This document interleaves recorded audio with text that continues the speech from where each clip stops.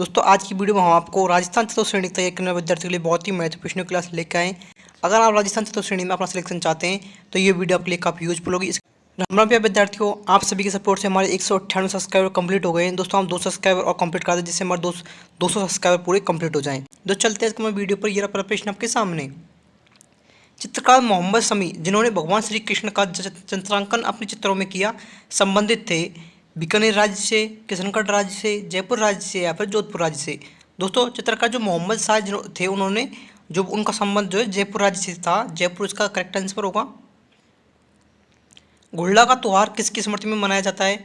उल्लुक खां, मल्लू खां, घुड़ले खां, राव सातल। राव सातल की स्मृति में जो है घुड़ला का त्यौहार मनाया जाता है।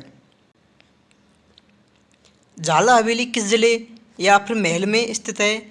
कोटा में, बूंदी में, झालावाड़ में, बीकानेर में। कोटा के अंतर्गत जो है दोस्तों झाला हवेली स्थित है। भारत सरकार ने 5 जनवरी 1949 को सिरोही का प्रशासन सरकार को सौंप दिया था। भारत सरकार के द्वारा जो है दोस्तों 5 मई 1949 को जो सिरोही का प्रशासन है वो कौन सी सरकार को सौंप दिया गया था? मध्य प्रदेश सरकार को, मुंबई सरकार को, गुजरात सरकार को, राजस्थान सरकार को। तो मुंबई सरकार को जो है सिरोही का प्रशासन उन्हें सौंप दिया गया था, बाद में इसे राजस्थान में विलय किया गया था। रिखियाँ, ब्यावले और नेजा में से किस लोक देवता से संबंधित हैं? दोस्तों रिखिया, ब्यावले और नेजा जो है उनका संबंध किस लोक देवता से? पाबू जी से, तेजा जी से, मल्लीनाथ जी से, रामदेव जी से। तो रामदेव जी से इनका संबंध है तीनों का, तो रामदेव जी इसका करेक्ट आंसर होगा। चलते हैं हमारे अगले प्रश्न की ओर। निम्न में से किस संस्था ने अछूतों की शिक्षा के लिए चूरू में कबीर पाठशाला स्थापित की? सर्व हितकारिणी सभा, बीकानेर प्रजामंडल, बीकानेर राज्य प्रजा परिषद, लोक परिषद। तो सर्व हितकारिणी सभा के द्वारा जो है अछूतों अथवा नीचे अन्य पिछड़े वर्ग होते हैं उनके लिए शिक्षा के लिए चूरू में कबीर पाठशाला स्थापित की थी। ऑप्शन ए सर्व हितकारिणी सभा इसका करेक्ट आंसर होगा। आहा तुम्हें पाकर कितना आनंद आ रहा है, इस वाक्य में उचित विराम चिन्ह कौन सा होगा? पूर्ण विराम, प्रश्नवाचक चिन्ह, उपविराम, विस्मयबोधक चिन्ह। आहा तुम्हें पाकर आनंद आ रहा है दोस्तों, इसमें विस्मयबोधक चिन्ह होगा और ये यहाँ पर लगेगा। आहा के बाद ये विस्मयबोधक चिन्ह लगेगा। तो दोस्तों आपको वाक्य शुद्धि और इन चिन्हों का भी विशेष ध्यान रखना है क्योंकि हिंदी के भी आपके क्लास में आप पेपर में कुछ प्रश्न पूछे जाएंगे। इनमें से कौन सा शब्द गौरव का विलोम है? आनंद, लाघव, आकत, उत्साह। लाघव जो है दोस्तों ये गौरव का विलोम शब्द है। वेदना में कौन सा प्रत्यय है? अना, आना, दना या फिर बदन। दोस्तों वेदना को आप बताता हूँ, बे देना।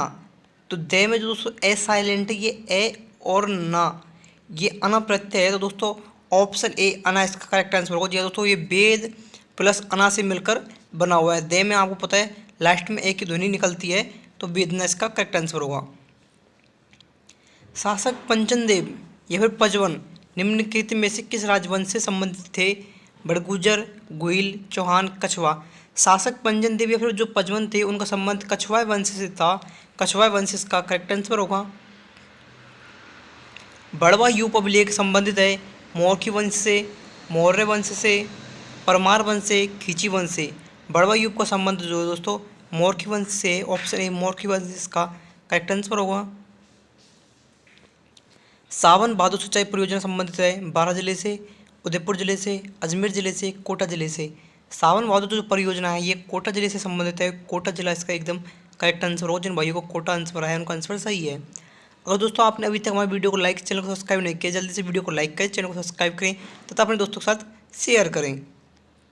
क्योंकि दोस्तों आज के इसमें हमने आपको जो भी प्रश्न करवाएं वो चतुर्थ श्रेणी की दृष्टि से काफ़ी महत्वपूर्ण प्रश्न हमने आपको हल करवाएं। निम्न में से किस क्षेत्र में उस उपोष्ण कटिबंधीय सदाबहार वन पाए जाते हैं? केलवाड़ा, कोलायत, आबू, सूरतगढ़। आबू में जो है दोस्तों उपोष्ण कटिबंधीय सदाबहार वन पाए जाते हैं। अजमेर की स्थापना के पूर्व चौहानों की राजधानी कौन सी थी? मंडोर, दिल्ली, सांवर, जालौर। सांवर जो है अजमेर की स्थापना से पूर्व चौहानों की राजधानी सांवर थी। चलते हैं अगले प्रश्न की ओर। प्रत्याहारों की 26 शाखाओं में से सबसे प्राचीन शाखा कौन सी है? ग्वालियर, मंडोर, उज्जैन, कन्नौज। मंडौर जो है दोस्तों प्रतिहारों की 26 शाखाओं में से सबसे प्राचीन शाखा मंडौर है। निम्नलिखित में से राजस्थान में अफीम उत्पादक जिले कौन से हैं? चित्तौड़गढ़, झालावाड़, जयपुर और दौसा, धौलपुर, भरतपुर, अजमेर, नागौर।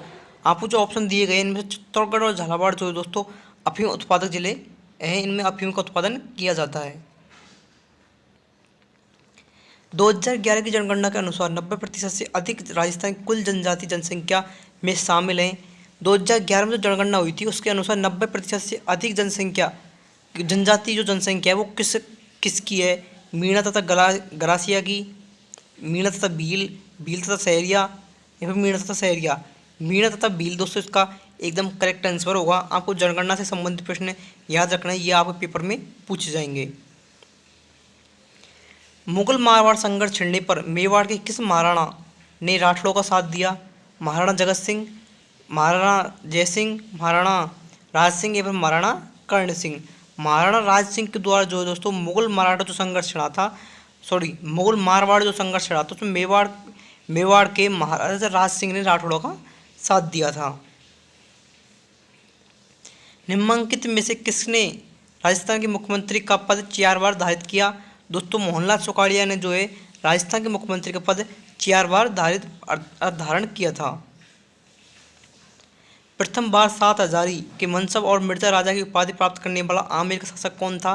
दोस्तों मानसिंह जो है ये प्रथम बार 7 हजारी मनसब और मिर्जा राजा की उपाधि धारण करने वाला आमेर का शासक मानसिंह था।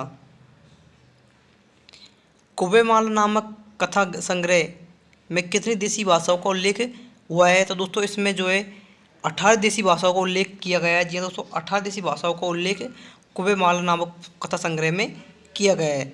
दोस्तों आज की क्लास को हम यहीं पर समाप्त करते हैं। अगर आपको मेरी वीडियो अच्छी लगी वीडियो को लाइक करें, चैनल को सब्सक्राइब करें तथा अपने दोस्तों के साथ शेयर करें।